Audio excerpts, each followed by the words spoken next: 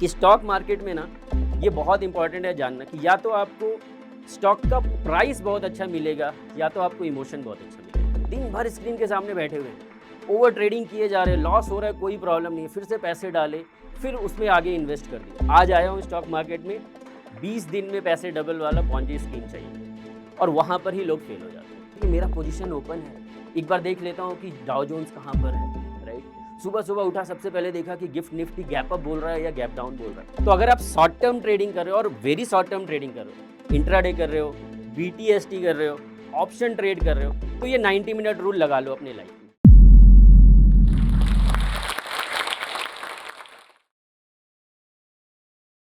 नमस्कार दोस्तों, मेरा नाम कुणाल अम्बस्टा है और मैं रांची झारखंड को बिलॉन्ग करता हूँ। मेरा जो लाइफ है ना, वो बहुत रोलर कोस्टर राइड नहीं रहा है in terms of stock market. कभी भी ऐसा नहीं हुआ है कि मैंने एक दिन में 20 करोड़ रुपए कमाए हों और एक दिन में 20 करोड़ रुपए गँवा भी दिया, कभी नहीं हुआ है। मैंने जो भी अचीव किया अपने लाइफ में, वो अचीव किया है एक कंसिस्टेंट ग्रोथ और एक डिसेंट अमाउंट ऑफ मनी, जो मैं अपने नेक्स्ट जनरेशन को आराम से पास ऑन कर सकता हूँ। बट इसका मतलब ये बिल्कुल भी नहीं है कि मैंने कभी भी लॉस नहीं किया। देयर आर डेज़ जहाँ पे मैंने लाख 2 लाख रुपए लॉस किए हैं एंड देयर आर डेज़ जहाँ 2 लाख 5 लाख रुपए कमाए भी। बट कभी भी ऐसा नहीं हुआ है कि पूरा का पूरा कैपिटल वाइप आउट हो गया, या तो मैं ये देख रहा हूँ कि मेरा पूरा अकाउंट खाली हो गया या मैंने किसी से लोन ले लिया या मुझे घर बेचना पड़ रहा है। ऐसा कभी नहीं होता। बट आजकल के समय में ना ये ट्रेंड हो गया है। ये ट्रेंड हो गया, ये फैशन हो गया है कि जब तक कैपिटल वाइप आउट नहीं हुआ है लाइफ में, तब तक एक सक्सेसफुल ट्रेडर नहीं बन सकते हो। क्यों? क्योंकि हमने वो जर्नी देखी है। हम लोग उस जर्नी को देखते हैं जहाँ पे कोई एक बंदा पूरा का पूरा कैपिटल लॉस कर लेता है और आज वो 40 करोड़ रुपए कमा रहा है।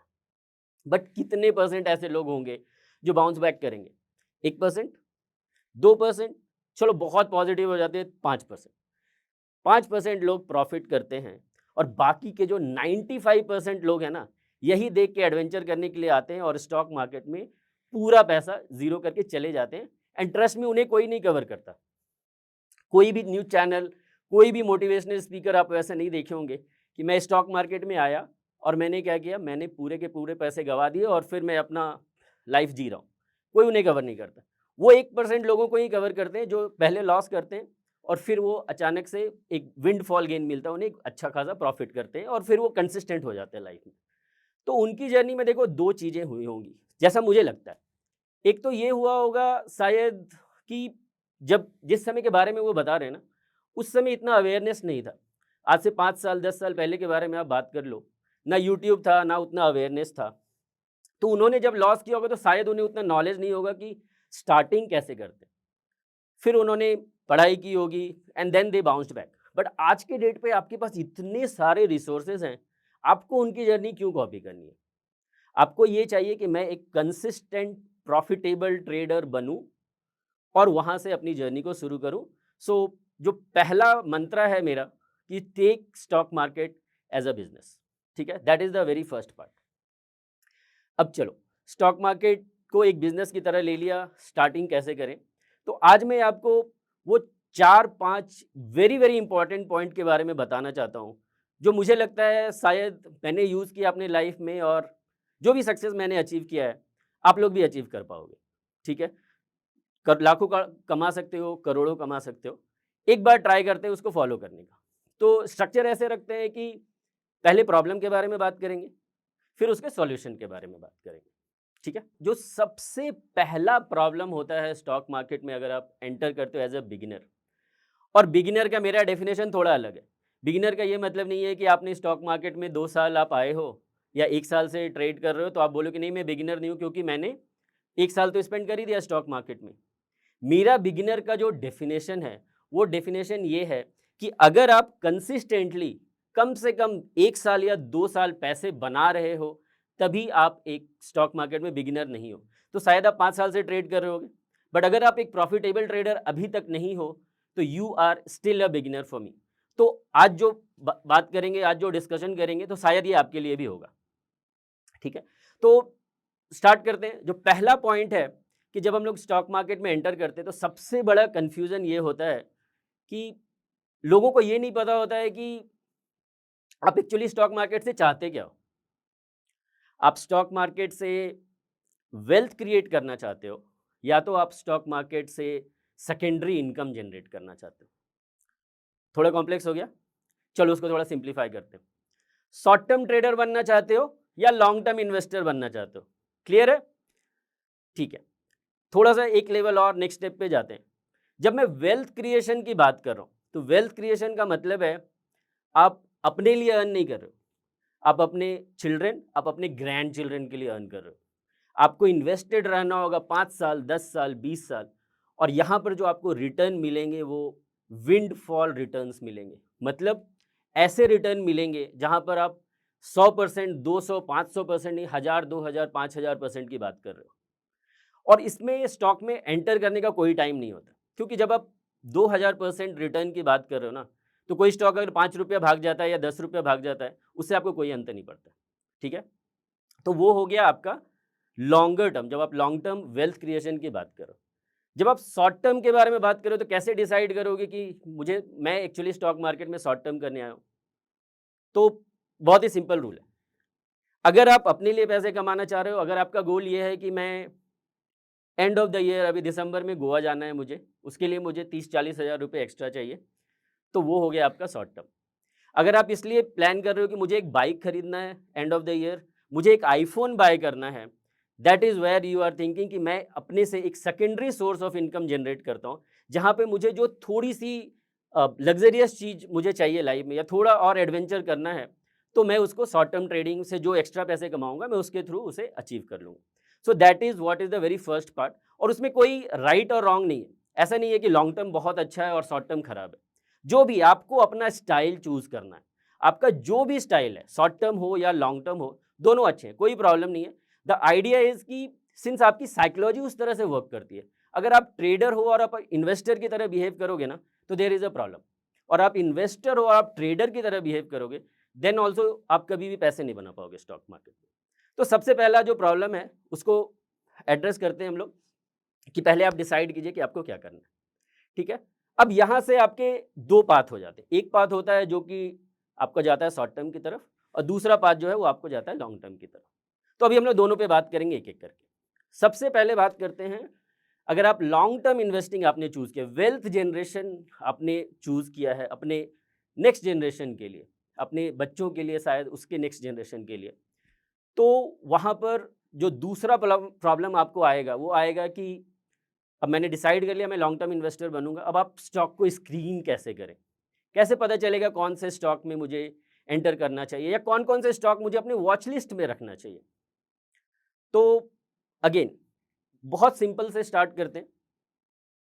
आप सबसे पहले ये देखो कि आप दिन भर में अगर आप देखोगे ना, तो आप कम से कम 50 ऐसे स्टॉक होंगे, जो आप डेली अपने लाइफ में कहीं न कहीं पर यूज़ करते हो।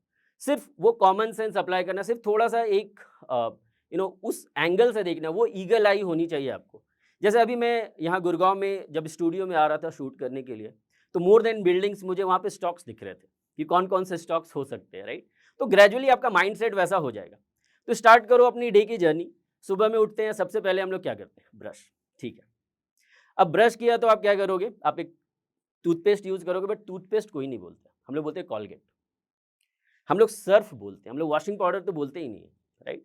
सो एक सिनोनिम बन गया है। एक stock, I am not recommending, मैं अभी जो भी स्टॉक के एग्ज़ाम्पल लूँगा, वो मेरा रिकमेंडेशन नहीं है। But at the same time मैं ये बताना चाह रहा हूँ कि डेली लाइफ़ में हम लोग कैसे, किस तरह से स्टॉक को स्क्रीन कर सकते हैं। तो ठीक है, फर्स्ट पार्ट हो गया। सेकंड पार्ट हो गया, चलो अभी हमें ऑफ़िस जाना है, कॉलेज जाना है, तो हमें कम्यूट के लिए हम लोग क्या यूज़ करते हैं? टू व्हीलर और फोर व्हीलर। अब टू व्हीलर यूज़ करते हैं, तो Hero Honda, four wheeler use करते हो तो Maruti. Definitely there are more, मैं 1-2 का ही एग्ज़ाम्पल दे रहा हूँ। That is the second part. फिर ऑफ़िस में जाते हैं, दोस्तों के साथ लंच करते हैं, पिज़्ज़ा ऑर्डर करते हैं, जुबिलेंट फूड। अभी दिल्ली में हूँ, बहुत गर्मी है यहाँ पर, एसी, फ़ैन की बिक्री डेफ़िनेटली बढ़ी होगी, वोल्टास, हैवेल्स तरह के स्टॉक्स।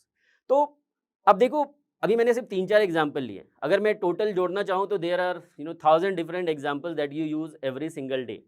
आप अपनी कार से जाते हो, आप डीज़ल, पेट्रोल फ़िल कराते हो, तो बीपीसीएल, एचपीसीएल उस तरह के स्टॉक्स में भी आप देखो कि कहाँ पे ज़्यादा भीड़ है। वो लोगों का प्राइस किस तरह से बढ़ रहा है, अगर गवर्नमेंट ने पेट्रोल डीजल की प्राइस 2 रुपए बढ़ा दिए तो उसके बिज़नेस को क्या इम्पैक्ट होगा, वो सोच के स्टार्ट करते हैं। तो वो हो गया हमारा स्क्रीनर, ठीक है? तो और अदरवाइज़ डेफ़िनेटली आपके पास बहुत सारे एडवांस स्क्रीनर भी होंगे, मैं बहुत बहुत बेसिक की बात कर रहा हूँ, शुरुआत की बात कर रहा हूँ, राइट? अब हम लोग आ जाते हैं कि जब हमारे पास 10 स्टॉक हो गए, अब उन 10 स्टॉक में मुझे किस स्टॉक में इन्वेस्ट करना है? यहाँ पर आता है आपका फंडामेंटल एनालिसिस का गेम। क्योंकि अगर हम लोग लॉन्ग टर्म की बात कर रहे हैं, तो हमें फंडामेंटल एनालिसिस करना होगा और जब शॉर्ट टर्म की बात करेंगे तो टेक्निकल एनालिसिस का बात करना होगा। फंडामेंटल एनालिसिस का क्या मतलब होता है? आप कंपनी के बारे में स्टडी करते हो। आप ये रीड करते हो कि ये कंपनी का फ्यूचर आउटलुक क्या है? इस कंपनी का मैनेजमेंट कैसा है?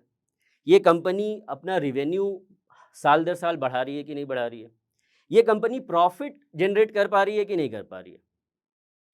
उसके बाद आप ये देखेंगे कि इसका फ्यूचर आउटलुक कुछ है कि नहीं है। एज्यूम करो ईवी अभी is the buzzword, right? Everybody is talking about EVs. कोई वैसा कंपनी जो ये डिसाइड करता है कि मैं सिर्फ डीजल और पेट्रोल की कार बनाऊंगा, मैं ईवी स्पेस में नहीं उतरूंगा, may not be a good stock for you. Because शायद आज से 5 साल 10 साल के बाद कोई भी उसके प्रोडक्ट को बाय नहीं करेगा और वो कंपनी आगे सक्सीड नहीं करेगी। But stocks like Tata motor, again not a recommendation, but EV space में they are actually the leaders और वही फ्यूचर है। तो may be a good stock for you to look at, right? इस तरह से स्टार्ट करते हैं और भी बहुत सारे मल्टीपल रेशियोज आपको देखने होंगे। आपको देखना होगा कि उसका पी किस तरह से चल रहा है। मैं बहुत ज़्यादा जार्गन वर्ड यूज़ नहीं करना चाह रहा हूँ, बट द आइडिया इज़ कि यहाँ पर आपको थोड़ा सा स्टडी करना पड़ेगा। सो that is the third part. तो अभी हमने क्या क्या किया है? हमने ये डिसाइड किया है कि हम लोग स्टॉक मार्केट में आएंगे, हमें क्या करना है, शॉर्ट टर्म लॉन्ग टर्म करना है। अगर हमने लॉन्ग टर्म चूज़ किया तो सबसे पहले स्टॉक को स्क्रीन कैसे करेंगे। उसके बाद का नेक्स्ट स्टेप होगा कि डिसाइड करें कैसे करेंगे कि ये 10 स्टॉक में से कौन से 2 स्टॉक मुझे बाय करने हैं।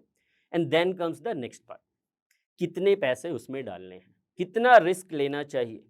ये क्वेश्चन जब मैं वेबिनार करता हूँ and I have a very good data point, कम से कम 2-2.5 लाख लोग मेरे वेबिनार को अटेंड कर चुके होंगे ऑलरेडी। और ये बहुत ही कॉमन क्वेश्चन है कि सर कितना रिस्क लें। और ये जो क्वेश्चन है ना बहुत सब्जेक्टिव है, मेरे पास उसका कोई डायरेक्ट आंसर है नहीं। क्योंकि शायद मेरे लिए 10% रिस्क लेना इज एब्सोल्युटली फाइन, बट आपके लिए वो 5% हो सकता है या आपके लिए वो 20% भी हो सकता है। जो हीरो जीरो ट्रेड करने के लिए आते हैं मार्केट में उनके लिए 100% भी हो सकता है। क्या ही होगा, आज 20,000 डाल दिया, वाइप आउट हो गया कैपिटल, कल फिर से उसमें पैसे इन्फ्यूज कर दूंगा। तो रिस्क का डेफिनेशन सबका अलग है। बट एक जेनरिक अगर रिस्क का आपको डेफिनेशन दूं ना, तो उतने पैसे स्टॉक मार्केट में आप डालिए जितना डालने से आपको रात में नींद आ जाए। अगर आपको रात में अच्छे से नींद आ रही है ना, ये टेंशन नहीं है कि मेरा पोजीशन ओपन है, एक बार देख लेता हूँ कि डाउ जोन्स कहाँ पर है, राइट?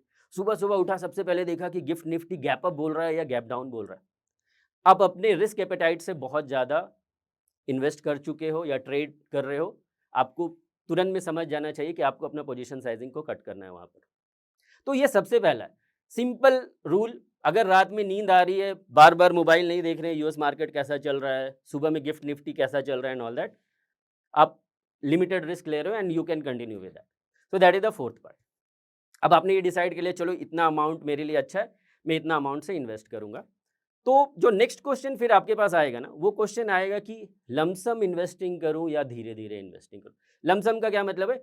एक ही बार में मेरे को लगता है इस साल मैं 1 लाख रुपए इन्वेस्ट करना चाहता हूँ शेयर मार्केट में, एक ही बार में सारा इन्वेस्ट कर दिया। That is the first part. दूसरा होता है एसआईपी बोलते हैं उसे, सिस्टमैटिक इन्वेस्टमेंट, राइट?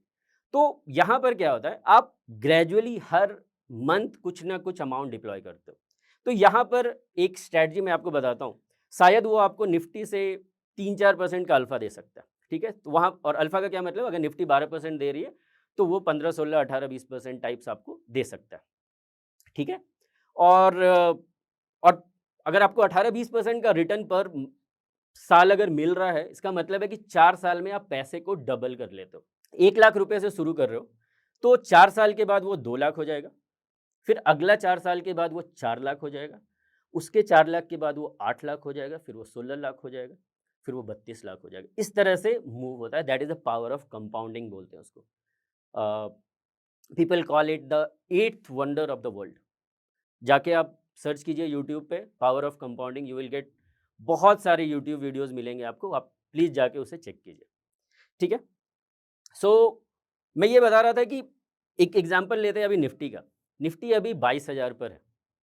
तो आपने डिसाइड किया है कि इस साल 2024 में जनवरी से लेके दिसंबर के बीच में मैं पर मंथ 10,000 रुपए इन्वेस्ट करूँगा, ठीक है? हर मंथ आपको 10-10 हज़ार स्पेंड करना है और द गुड पार्ट इज़ कि अगर आप सिप करते हो, तो होता क्या है, आप मार्केट के जब हाई पर जब मार्केट जाता है तब भी आप इन्वेस्ट कर रहे हो, आप उसके लो पर भी इन्वेस्ट कर रहे हो, तो बेसिकली आप एवरेज आउट कर लेते हो। आप ऐसा कभी भी नहीं होता कि बहुत एक्सपेंसिव मार्केट है आपने तभी बाय करा है और आपने वैसा कभी भी नहीं हुआ कि जब मार्केट एकदम लो पर है आपने तभी बाय किया। आप एवरेज आउट कर रहे हो। और एक चीज़ स्टॉक मार्केट में हमेशा ध्यान रखना कि स्टॉक मार्केट में ना ये बहुत इंपॉर्टेंट है जानना कि या तो आपको स्टॉक का प्राइस बहुत अच्छा मिलेगा या तो आपको इमोशन बहुत अच्छा मिलेगा। क्या मतलब है इसका? इमोशन का मतलब है कि जब मार्केट एक्चुअली गिर रहा है तो इमोशन अच्छा नहीं है, बट उस समय प्राइस बहुत अच्छा मिलेगा आपको। डिस्काउंट रेट पे मिल जाएँगे। 10% 20% डिस्काउंट रेट पे मिल जाएगा आपको कोई भी stock.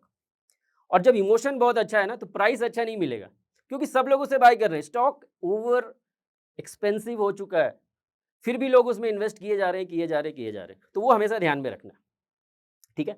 So coming back to the 22,000 10,000 per month वाला एक एग्ज़ाम्पल पे, तो आपको क्या करना है कि जब भी निफ्टी का एवरेज जो रिटर्न है 12-15% के आसपास में है, तो आप 10% का एक बेंचमार्क बना लीजिए कि अभी मैं 22,000 पर हूँ। जब निफ्टी 10% और ज़्यादा बढ़ जाएगी, 10% का मतलब होता है 2200 पॉइंट्स फ्रॉम हियर, मतलब जब निफ्टी 24,200 तक जब तक रहेगी, मैं पर मंथ 10,000 रुपीज़ इन्वेस्ट करूँगा।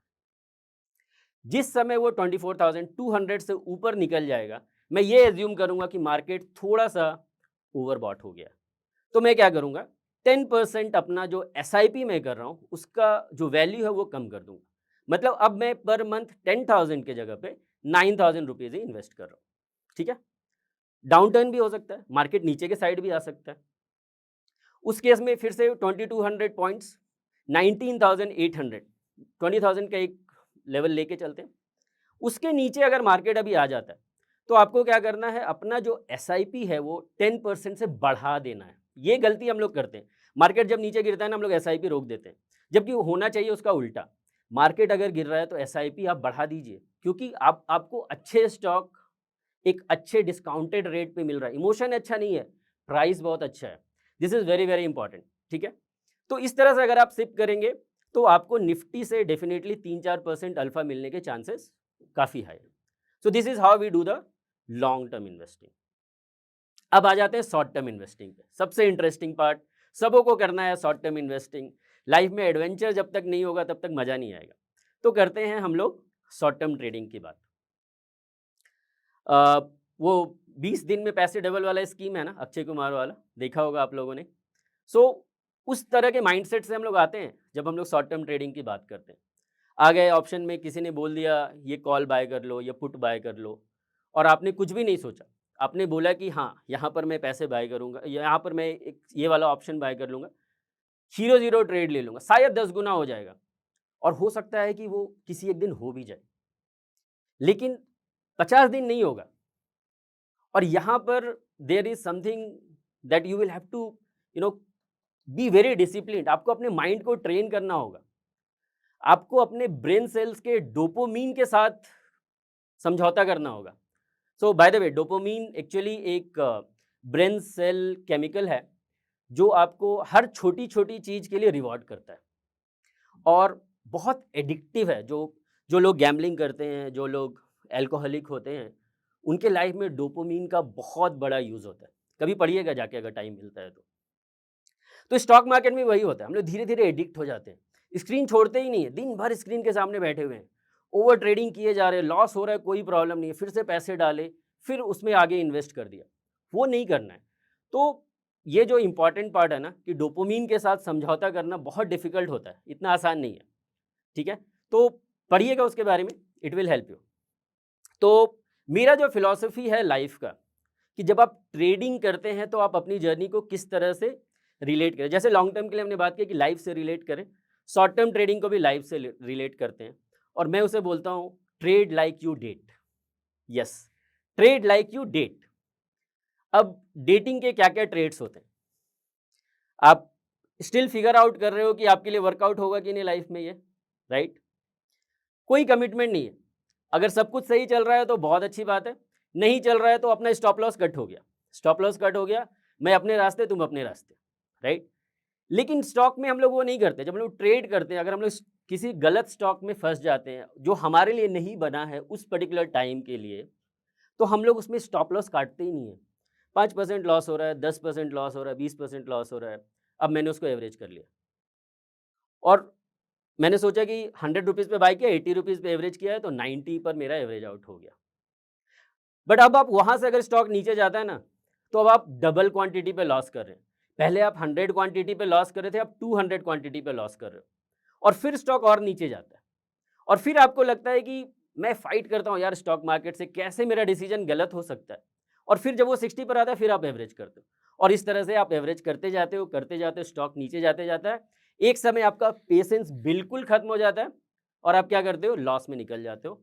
जैसे ही लॉस में निकलते हो, स्टॉक रॉकेट, राइट? होता है ना, सबके लाइफ में होता है, हमारे लाइफ में भी होता है। ऐसा नहीं है कि मेरे लाइफ में वो नहीं होता है, बट अब नहीं होता है। जब मैंने अपनी जर्नी शुरू की थी तब बिल्कुल होता था, ठीक है?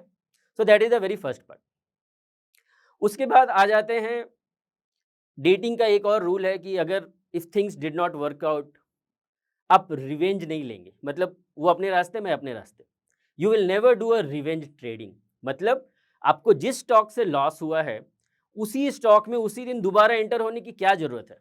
लेकिन हमें लगता है कि अगर मेरा लॉस रिलायंस में हुआ है ना, तो रिलायंस ही मुझे पैसे देगा, किसी और जगह से मुझे पैसे आएंगे तो उसकी वैल्यू कम हो जाएगी क्या? वो 500 का नोट चाहे रिलायंस के थ्रू आए, चाहे वो एसबीआई के थ्रू आए, चाहे वो किसी और स्टॉक के थ्रू आए, कोई प्रॉब्लम नहीं है। एंड ऑफ द डे वो 500 का वैल्यू 500 ही रहेगा। तो जो स्टॉक आपके लिए काम नहीं कर रहा है, जो डाउन ट्रेंड में, उसमें आपको कॉल क्यों लेना है? तो ये वाला पार्ट को आप हमेशा ध्यान में रखिए, ठीक है? तो वो रिवेंज ट्रेडिंग हम लोग बिल्कुल भी नहीं करेंगे। Now come back to the fourth part. There is something called 90 minute rule. तो जब हम लोग डेट पे जाते हैं ना, तो अनसेड रूल है, but the first rule is कि पहला डेट जो है आपका वो 90 मिनट से ज़्यादा का नहीं होना चाहिए। बिकॉज वो जस्ट इंट्रोडक्शन होता है। आप सिर्फ एक दूसरे से मिलते हो, जानते हो कि थिंग्स विल वर्क आउट और not, and then you decide. तो अगर आप शॉर्ट टर्म ट्रेडिंग कर रहे हो और वेरी शॉर्ट टर्म ट्रेडिंग कर रहे हो, इंट्राडे कर रहे हो, बीटीएसटी कर रहे हो, ऑप्शन ट्रेड कर रहे हो, तो ये 90 मिनट रूल लगा लो अपने लाइफ में। 15 मिनट का 6 कैंडल्स, अगर ये आपके डायरेक्शन में नहीं जाता है तो most probably you will not be able to make money in a very near short term. ये 90 मिनट रूल लगाओ। 15 मिनट के 6 कैंडल अगर आपके डायरेक्शन में, आपके फेवर में नहीं जाते हैं, अपना पोजीशन को कट कर लो और फिर ट्राई करो कि कोई दूसरे स्टॉक जहां पर अच्छे पोजीशन मिल रहे हैं वहां पे पोजीशन बनाते हैं। अदरवाइज अपना टर्मिनल क्लोज करते हैं, कल का कल देखा जाएगा। शॉर्ट टर्म में ये बहुत ज़्यादा जरूरी है, ठीक है? तो जैसे हम लोगों ने लॉन्ग टर्म में बात किया था कि आप स्टॉक को स्क्रीन करते हैं, similar to that short term में स्क्रीनिंग कैसे करें? तो शॉर्ट टर्म में स्क्रीनिंग करने के लिए आपको टेक्निकल एनालिसिस का हेल्प लेना ही पड़ेगा, बिकॉज वही पैटर्न आपको बताएगा कि कौन सा स्टॉक ऊपर जाएगा, कौन सा स्टॉक नीचे जाएगा। तो बहुत सारे आप अलग अलग स्क्रीनर बना सकते हो, बहुत सारे इंडिकेटर्स यूज़ कर सकते हो, बट आज का हमारा टॉपिक है, थोड़ा सिंप्लीफाइड करके प्लान करते हैं। तो यहाँ पर 20 ईएमए की मैं बात कर रहा हूँ कि कोई भी स्टॉक 20 ईएमए के ऊपर, और मैं ईएमए के बारे में भी बताऊंगा, कोई भी स्टॉक अगर 20 ईएमए के ऊपर है तो वो एक अच्छा कैंडिडेट है आपके लिए, जिसको आप अपने वॉच लिस्ट में रख सकते हो। अब ये 20 ईएमए होता क्या है? So EMA is exponential moving average. Average तो सबको पता है किस तरह से मैथमेटिकल कैलकुलेशन से एवरेज निकालते हैं।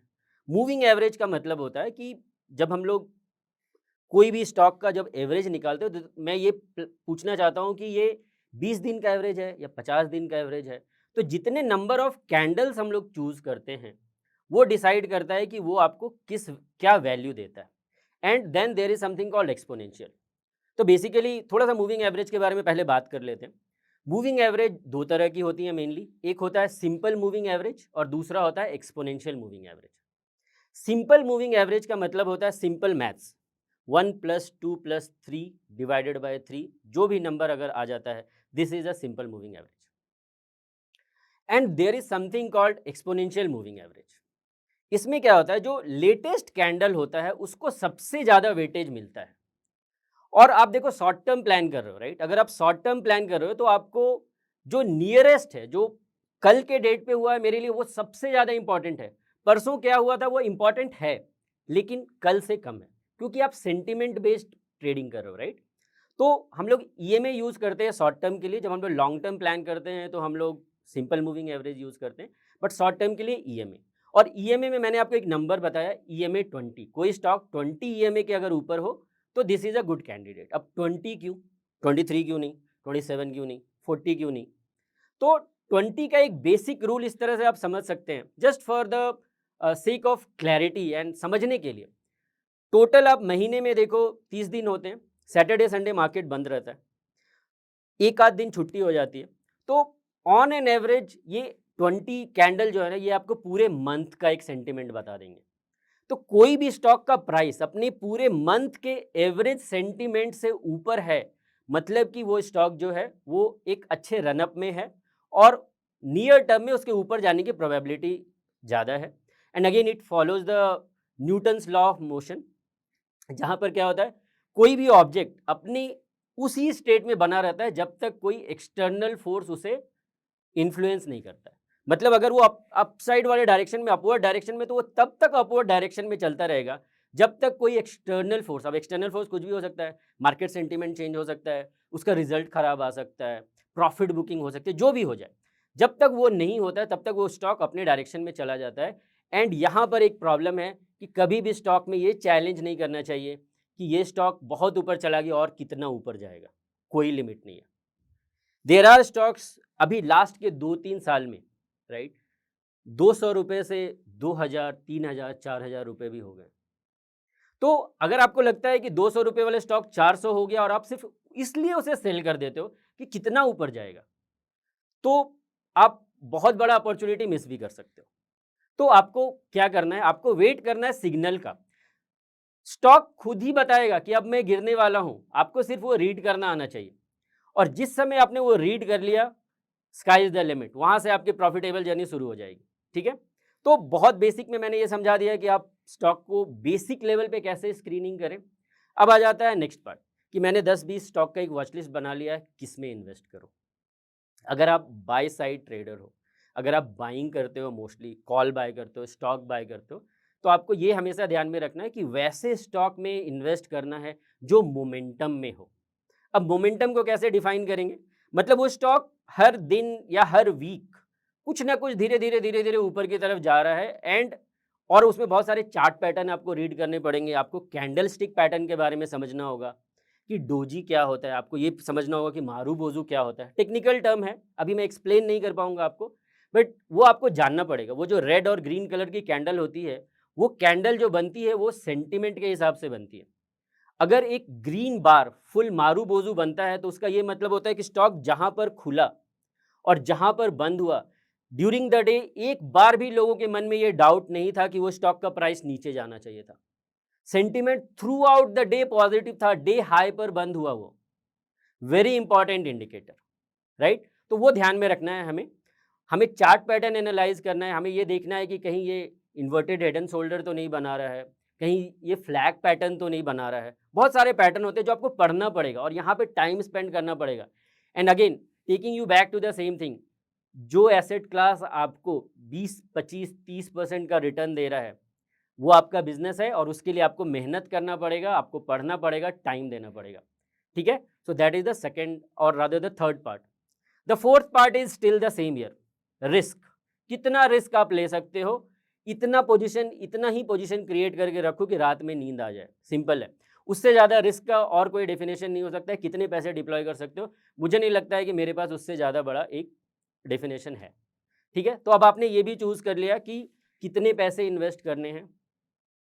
अब एक चीज जो है ना, जो लॉन्ग टर्म और शॉर्ट टर्म में डिफरेंस है, इज शॉर्ट टर्म में साइकोलॉजी बहुत बड़ा इंपॉर्टेंट पार्ट प्ले करता है। जो ट्रेडिंग साइकोलॉजी की बात करते हैं, जैसे मैंने बताया था, किसी के लिए 5% रिस्क ज़्यादा है, किसी के लिए 10, किसी के लिए 20। और बहुत सारे ऐसे ट्रेडर होते हैं ना, उन्हें पता होता है कि क्या मिस्टेक करें। सर मैं ओवर ट्रेडिंग कर लेता हूँ।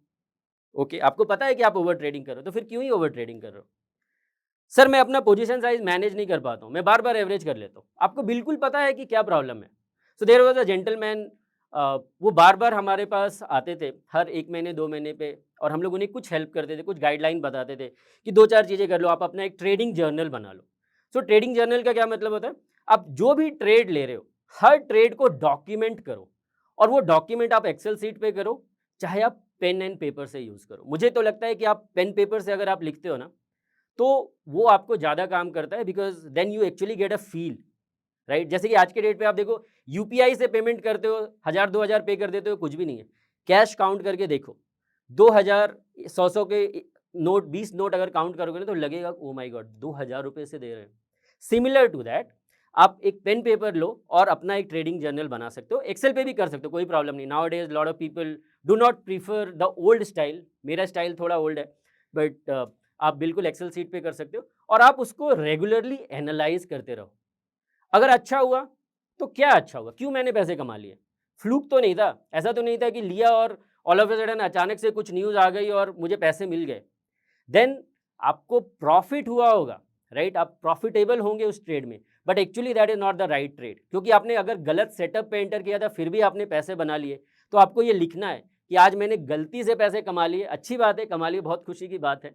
लेकिन आपको ये हमेशा ध्यान में रखना है कि वो खुशी आपको हमेशा नहीं मिलेगी। हमेशा आप उतने लकी नहीं हो सकते हो, ठीक है? दूसरा आप वो एनालाइज़ करें कि कहाँ पर गलती हुई और ट्राई करें एक पैटर्न फाइंड करने का कि आप बार-बार क्या गलती करते हो। इज़ इट आप ब्रेकआउट होने से पहले ही स्टॉक को बाय कर लेते हो? आपको ये लगता है कि मैं ₹100 के ऊपर क्यों बाय करूँ? अभी 98 पर मिल रहा है। कोई किसी ने रिकमेंड कर दिया टीवी पर, टेलीग्राम चैनल पे या कहीं भी कि ये स्टॉक मुझे लग रहा है कि ₹100 से ऊपर जब जाएगा तो काफ़ी अच्छा रन अप देगा। आप क्या करोगे? देखोगे 98 है, आपको लगेगा वॉव! ₹2 कम पे मिल रहा है, मैं अभी ही बाय कर लेता हूँ। बट जो जिस जेंटलमैन ने आपको ये एडवाइस दिया है कि ₹100 के ऊपर बाय करो, तो उसका एक रीज़न होगा ना, क्यों ₹100 के ऊपर बाय करने के लिए वो आपको बता रहे हैं। क्योंकि वहाँ पर एक रेजिस्टेंस है, there is a concept of support and resistance. Support का मतलब होता है कि स्टॉक वहाँ से बाउंस बैक करता है ऊपर की तरफ, रेजिस्टेंस का मतलब होता है वहाँ से स्टॉक का प्राइस नीचे की तरफ मूव होता है। तो अगर आप 98 पे बाय करते हैं, there are very high chance कि स्टॉक वहाँ से पलट जाए। तो जल्दीबाजी नहीं करनी है, वेट करना है।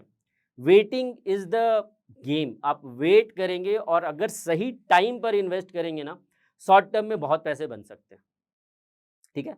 So that is very, very important for you guys to understand, ठीक है?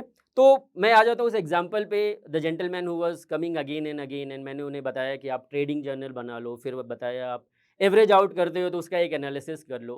बट वही होता है कि हम लोग सब कुछ जानते हुए भी ना गलती करते हैं। ये एक पैटर्न है, ये एक हैबिट है, बहुत डिफ़िकल्ट है। ये एक it is like a alcoholic habit, it is like a habit of smoking. पता है आपको कि सिगरेट पीने से कैंसर होता है, फिर भी हम लोग सिगरेट पीते हैं जाके, right? That is what is the problem. तो वो प्रॉब्लम कैसे सॉल्व होगा? डिफ़िकल्ट है बट बहुत डिसिप्लिन चाहिए, बहुत मेहनत करनी पड़ेगी आपको। तो वो जेंटलमैन बार-बार मेरे पास आ रहे थे। तो मैंने बोला कि उसके बाद एक्चुअली मेरे पास आइडिया खत्म हो गए थे। मैं उन्हें अब क्या बताऊँ? सब कुछ मैंने बता दिया, फिर भी वो same mistake again and again repeatedly past 6, 7, 8 महीने से कर रहे हैं। तो मैंने उन्हें बताया कि अब देखो आपके पास लाइफ में एक ही चारा है एंड दैट इज़ व्हाट वही आपकी ट्रेडिंग साइकोलॉजी सही कर सकती है। और आपको पता है वो सजेशन क्या है? मैंने बोला कि आज से जो भी ट्रेड लोगे उसका जो पीएनएल है, शाम में जाके अपनी वाइफ़ को दिखा देना। अगर आप शाम में अपनी वाइफ़ को जाके दिखा देते हो या अपने पेरेंट्स को जाके दिखा देते हो, अपने बॉयफ्रेंड गर्लफ्रेंड को जाके दिखा देते हो, तो ट्रेडिंग साइकोलॉजी नेक्स्ट डे सही हो जाएगी। क्योंकि आपको लगेगा अभी आपको लगता है कि सिर्फ़ आप अपना पीएनएल सिर्फ़ आप जब देखते हो ना तो लगता है ठीक है क्या ही हो जाएगा, बट वो डर हमेशा बना रहता है कोई और मेरा पीएनएल देखेगा ना, तो it is a big mistake. और जब तक आप किसी का हेल्प नहीं लेंगे, जब तक आप किसी को दिखाएँगे नहीं, जब तक आप किसी को बताएँगे नहीं, ये प्रॉब्लम चलता रहेगा। तो even though it may sound very funny but good part is कि आप अपना पीएनएल शेयर करें, जिसके साथ भी हो, मम्मी-पापा के साथ शेयर करें, अपने फ्रेंड्स के साथ शेयर करें। बिकॉज़ तब आप में वो सेंस ऑफ रिस्पॉन्सिबिलिटी आएगी। कोई आपको गाइड कर पाएगा, कोई आपको हेल्प कर पाएगा। ये बहुत इंपॉर्टेंट पार्ट है, ठीक है? सो ये जो अभी हमने डिस्कशन किया पिछले 5-10 मिनट में, यही वो core basic obviously there is more to it but ये कोर बेसिक है जिसने मुझे लाइफ में एक एंटरप्रेन्योर बनाया, एक फुल टाइम ट्रेडर बनाया। और डेफ़िनेटली मैंने बहुत सारे टेक्निकल वर्ड्स यूज़ किए, बहुत सारे बहुत सारी चीज़ों पर बात करी और शायद मैं बहुत डिटेल में एक्सप्लेन नहीं कर पाया because of the time crunch. But अगर आपके कुछ क्वेरीज़ हों, कुछ क्वेश्चन हो, आप बिल्कुल यहाँ पर जॉश टॉक्स पर जाएँ और वहाँ पर आप कमेंट करें और जितना भी मुझे समय मिलेगा उसके हिसाब से मैं बिल्कुल वहाँ पे ट्राई करूँगा आपको रिस्पॉन्ड करने का, हेल्प करने का। That is a promise from my side. इसलिए मैं थैंक्स बोलना चाहूँगा जॉश टॉक्स का। जब हमारी बात हुई तो मुझे लगा कि हाँ, ये सही प्लेटफ़ॉर्म है जहाँ पर लोगों को सही एडवाइस सही तरीके से डिस्ट्रीब्यूट किया जा सकता है and that's why I am here. So a big thanks to Josh Talks and good luck to you all and God bless. मुझे यकीन है कि ये टॉक सुनने के बाद हमारे मन में भी एक जोश उठा है। हम भी अपनी मेहनत की कमाई को इन्वेस्ट करके उसको डबल कर सकते हैं। अब ज्यादा कमाई करेंगे तो खर्चा भी करेंगे। अगर ऐसे ही हर खर्चे पर भी आधा पैसा वापस मिले तो आप फ्लिपकार्ट, मिंत्रा, अमेज़न, नाइका जैसी वेबसाइट पर तो खर्चा करते ही होंगे। कैश करो ऐप पे आपको इन सभी वेबसाइट पर और अन्य 1500 ब्रांड्स पर 50% तक का कैशबैक मिलता है। हमें बस कैश करो ऐप पे जाना है, वहां से फ्लिपकार्ट या अन्य कोई भी ब्रांड सिलेक्ट करना है। हमें हर बार की तरह ही शॉपिंग करनी है, लेकिन इस बार मिलेगा कैशबैक। ये कैशबैक आपके हर शॉपिंग पे मिलेगा और वो कैशबैक होगा सभी ऑफर्स, डिस्काउंट, सेल्स या स्पेशल ऑफर्स के डिस्काउंटेड अमाउंट के ऊपर। इतना ही नहीं, अगर आप डिस्क्रिप्शन में दिए लिंक से ऐप डाउनलोड करके जोश 25 कूपन कोड यूज करते हैं तो आपको मिलेगा 25 रुपीज का sign up bonus. Order place करने के बाद ये सारा कैशबैक आपके कैश करो वॉलेट में ऐड हो जाएगा, जो कंफर्मेशन पे आप बहुत आसानी से अपने अमेज़न पे, फ्लिपकार्ट गिफ्ट कार्ड या बैंक अकाउंट में भी सीधा ट्रांसफर कर सकते हैं। तो ये आदत डाल लो, पहले कैश करो पे आओ, यहाँ से किसी भी साइट पर जाओ और अनलिमिटेड सेविंग्स पाओ। तो कैश करो, ऐश करो। Click on the link in description and download Cash Karo app now.